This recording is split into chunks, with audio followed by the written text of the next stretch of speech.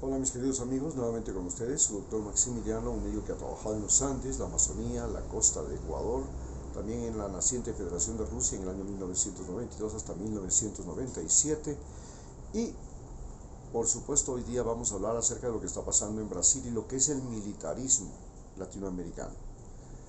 Aún recuerdo que yo estudié en un colegio militar, en una pseudo academia que se llamaba Colegio Brasil, desde 1968 hasta 1974. Fui comandante de curso y aprendí que los compañeros míos odiaban a los comandantes de curso, pero elegían como presidentes de curso principalmente a los más vagos, tramposos, chistosos, todas aquellas gentes que en la sociedad común no son sino aquellos que tienen popularidad no por buenos sino por malos. Esta costumbre, esta cultura de elegir lo peor de lo peor, no solamente se tradujo en lo que fue en la vida estudiantil, cuando se elegía al padre de familias, cuando se elegía al presidente de curso, sino que en general, en todas las organizaciones, desde los condominios de un edificio hasta el presidente del Consejo de Participación Ciudadana o cualquier consejo de los campesinos, como el Seguro Social Campesino, por ejemplo, terminan siendo, curiosamente, lo peor de Ecuador. Pero ¿cómo es que se creó esta cultura? Yo, como les contaba, me eduqué en un colegio militar, junto con mi hermano mayor, el más querido, y a mi hermano mayor le iba mal en el colegio, era el que más faltaba, el que más malas notas tenía, el que se fugaba del colegio. Así que mi madre dijo, vamos a corregir eso enviándole al servicio militar obligatorio en el año 1974, más o menos, 73. Era la época en la que estaba todavía la Junta Militar de Bombita y recién estaba empezando y pues los militares eran la moda en toda América Latina. Pero mi hermano fue a ese cuartel, el cuartel Teniente Ortiz, en la frontera con Colombia, ahí en Tulcán. Y en ese lugar mi hermano fue maltratado, humillado, no solamente por los militares, sino inclusive por los compañeros de él, en el cuartel. Él era alto, blanco, de ojos verdes, flaquito, le llamaban Pantera. Y se aprovechaban de su condición física para ponerlo como punching ball en las peleas de boxeo, para humillarlo en las horas de guardia. Finalmente terminó siendo el profesor de sus compañeros que no sabían leer y escribir, eran campesinos analfabetos o de ciudades pobres, vecinos de ciudades pobres que no sabían leer ni escribir, así que les enseñaba a leer y escribir, pero cuando tenía sus vacancias, su tiempo libre, se iba a la frontera, al otro lado a Colombia, a buscar revistas, libros, cosas para leer, y trajo libros marxistas. Era el tiempo del Plan Colombia y ser marxista o tener libros de comunismo era peor que ser maricón. Así que mi pobre hermano tenía que leer a escondidas cuando nadie lo notaba, esconder esos libros. Cuando terminó el servicio militar, no solamente que lo habían humillado y él ya tenía problemas de hipertiroidismo, a eso se debía su alta estatura, pero también tenía problemas de manía de depresión. Esto se complicó. Entonces, un día de esos terminó suicidándose.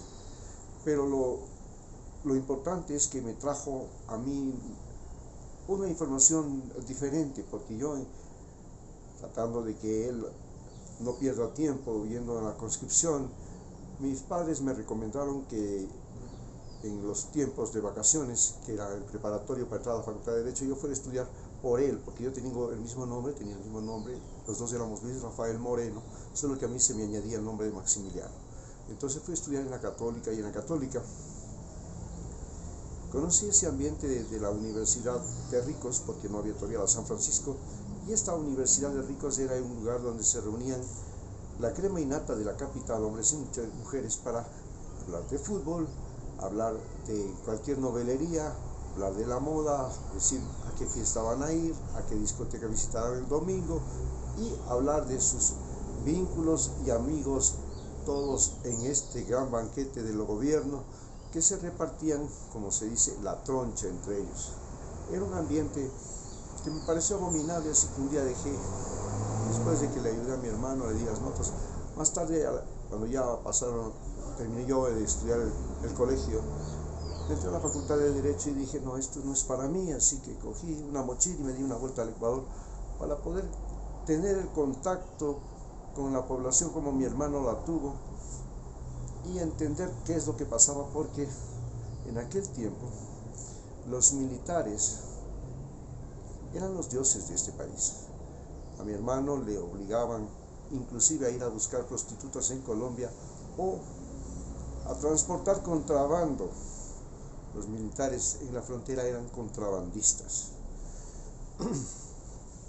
Mi padre tuvo que actuar inclusive como defensor de sargentos y oficiales que habían atacado a sus subalternos, a los conscriptos.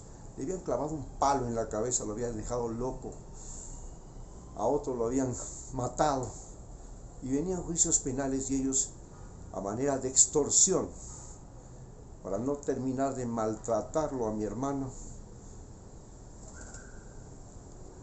pedían que mi padre fuera su abogado. Así fue como se vivía en aquellos tiempos el militarismo, los tiempos de Guillermo Rodríguez Lara. Hoy el militarismo se ha tomado Brasil, o se tomó Brasil con Bolsonaro, mediante elecciones. Es la primera vez que los militares, bueno, no es la primera vez, ya lo fue con Chávez también, era la segunda vez que los militares se tomaban el poder.